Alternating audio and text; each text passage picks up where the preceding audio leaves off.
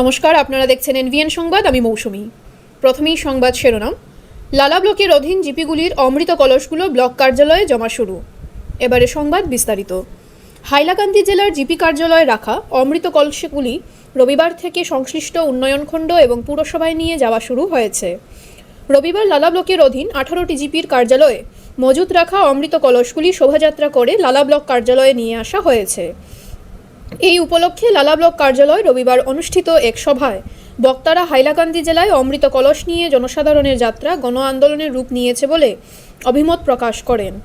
বক্তাদের মধ্যে ছিলেন জেলা আয়ুক্ত নিসর্গ হিবারে, জেলা পরিষদের চেয়ারম্যান ফারহানা খানম চৌধুরী, জেলা পরিষদের সিইও জয়দীপ শুক্লা, এডিসি লাইরহলু খেন্তে। এদিন পূর্ব কিত্তারবন্ধ রাজস্বপুর জিপি অফিস থেকে জিপি সভাপতি মঈন উদ্দিন বরভুইয়ার নেতৃত্বে অমৃত কলস যাত্রা বিশাল র্যালি করে লালা ব্লক কার্যালয়ে জমা দেন।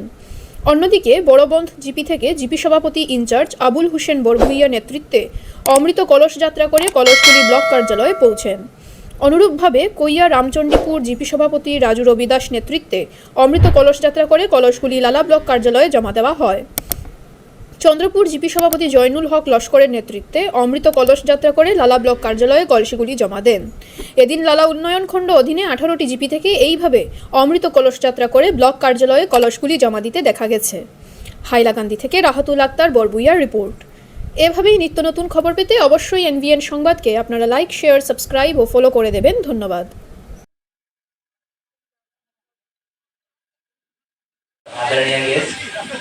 सबसे पहले जिन्होंने लाला ब्लॉक में जो 18 जीपी है, 18 जीपी के हर एक घर से जाके जो मिट्टी कलेक्ट किया है, सबको मैं धन्यवाद करता हूँ। और काफ़ी इफिशिएंटली और बहुत डिसिप्लिन के साथ आपने मिट्टी को कलेक्ट किया है। और सब 18 गांव पंचायतों में हमने 2 अक्टूबर से लेकर 7 अक्टूबर तक प्रोग्राम्स किए हैं। और आज 8 अक्टूबर के दिन हम लोग 18 जीपीएस को यहाँ में ला के उसका मिट्टी मिक्सिंग सेरेमनी आपके सामने किया है। और दोनों मिट्टी इन दोनों कलशों में हमने भर के रखा है। तो हमारे लिए काफ़ी गर्व की बात है और काफ़ी सौभाग्य की बात है कि हमारे बीच में जो ऐसे चीज़ है या लीडिंग सिटीजन्स है, उन्होंने इसमें पार्टिसिपेट किया, बहुत अच्छे से जीपी लेवल और ब्लॉक लेवल प्रोग्राम को ऑर्गेनाइज किया। तो सबको मैं धन्यवाद करता हूँ। मेरी माटी मेरा देश एक कार्यक्रम हमने अगस्त महीने में शुरू किया था। आप सभी ने उसमें भी पार्टिसिपेट किया था।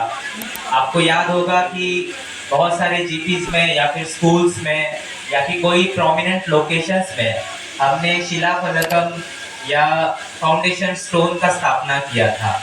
उसका एक उद्देश्य था, जो देश के लिए जिन्होंने सर्वोच्च बलिदान किया है अलग अलग इंडिपेंडेंस वॉर्स में या फिर जो बायलैटरल वॉर्स हुए हैं उसमें जिन्होंने सर्वोच्च बलिदान किया था, उनको हमको याद करना है। और उनके परिवारों को हम जितना उनके साथ उनको जितना असिस्ट कर सकते हैं उतना असिस्ट करना है। तो वो हमारा प्राथमिक उद्देश्य था। उसको ध्यान में रखते हुए हमने मेरी माटी मेरा देश कार्यक्रम का शुरुआत किया था। उसके बाद हमने पंचप्राण प्लेज की हर एक सिटीजन्स को उसका कर्तव्य क्या है, उसकी फंडामेंटल ड्यूटी क्या है, उसको याद रखते हुए राष्ट्रीय कार्य में हमको कंट्रीब्यूट करना है। तो एक पार्टिसिपेटरी अप्रोच, ना सिर्फ गवर्नमेंट या फिर एडमिनिस्ट्रेशन, बट समाज का हर एक तबका, समाज का हर एक दल, समाज का हर एक नागरिक राष्ट्र कार्य में कैसे शामिल हो सकता है, इसको ध्यान में रखने के लिए हमने पंचप्राण प्लेज जो आज के कार्यक्रम में भी हमने ऑब्जर्व किया है, उसको हमें याद रखना है। 11 अगस्त के दिन आपको याद होगा हमने वसुधा वंदन किया था। हर एक जीपीज में हर एक गाँव में हमने वृक्षारोपण का कार्यक्रम किया था। 15 अगस्त के दिन हमने जो हमारे वीर सिपाही है, वीर सेनानी है, उनके परिवार है, उनको हमने फेलिसिटेट किया था। उसी कार्यक्रम को हम अभी एक्सटेंड करते हुए अमृत कलश यात्रा का शुभारंभ करने जा रहे हैं। हमारे बीच हमारे ब्लॉक से जो वॉलंटियर जा रहे हैं उनको मैं बधाई देता हूँ। और वो हमारे ब्लॉक को रिप्रेजेंट करेंगे, दिल्ली जाएंगे। दिल्ली जाके माननीय प्रधानमंत्री महोदय जो नेशनल वॉर मेमोरियल है उसके समीप एक अमृत वाटिका या अमृत उद्यान निर्माण किया जाएगा। उसी उद्यान में ये सारा मिट्टी जो हमने कलेक्ट किया है, आपने इतना मेहनत से जो मिट्टी कलेक्ट किया है, वो मिट्टी को हम लोग यूज करेंगे। तो एक सिंबोलिज्म या फिर एक एकता का भावना हमारे मन में आना चाहिए। चाहे वो अलग अलग डांस फॉर्म में हमने देखा कि अलग अलग तरह का डांसेस हमने परफॉर्म किया, वो भी अलग कल्चर है। हमारे बीच में इतने सारे कल्चर के लोग अभी बैठे हुए हैं, मतलब एक ब्लॉक में, भारत का एक ब्लॉक में इतना डाइवर्सिटी हो सकता है, तो भारत में कितना डाइवर्सिटी है। उसी डाइवर्सिटी को साथ में लाने का एक प्रयास है अमृत कलश यात्रा।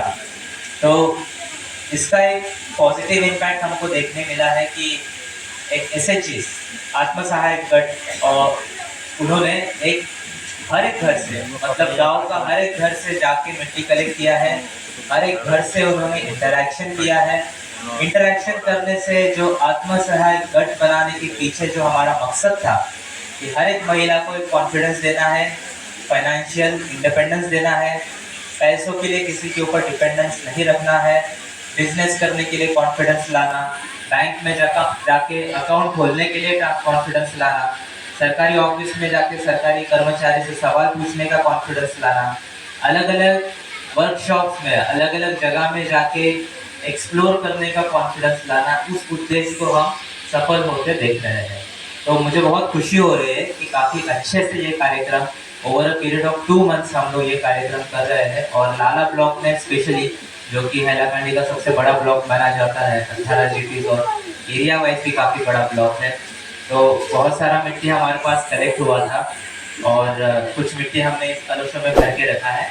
जो मिट्टी बच जाएगा वो हम लोग ब्लॉक का या जीपी का जो काम होगा उसमें हम लोग उसको यूज़ करेंगे। मैं विशेष धन्यवाद करता हूँ हमारे बीच उपस्थित जितने भी सेनानी, उनके परिवार हमारे बीच उपस्थित है, उनको मैं धन्यवाद करता हूँ। और आपका जो कंट्रीब्यूशन है नेशन बिल्डिंग में, उसको हम लोग याद रखेंगे। और इसका एक कॉम्प्रिहेंसिव डेटाबेस, एक अच्छा डेटाबेस हमारे पास प्रिपेयर हो चुका है।